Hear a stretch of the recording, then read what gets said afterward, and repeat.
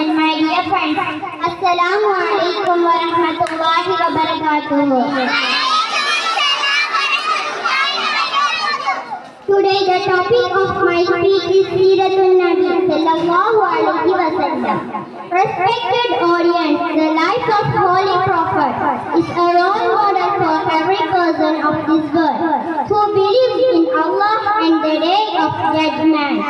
The Holy Prophet Muhammad sallallahu alaihi wasallam is not the father of any among you. Yes, he is the messenger of Allah and the last of all prophets, and Allah knows everything.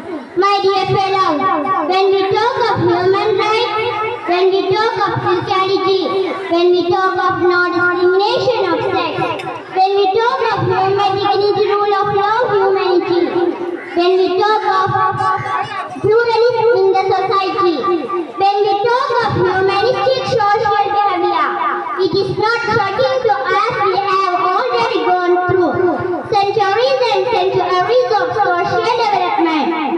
But my friend, keep in mind that when I am telling you this, I am talking about somebody who lived 1,500 years back in society, when there was no concept of humanistic value and all these values. Our beloved Holy Prophet taught us which we are practicing now what we taught.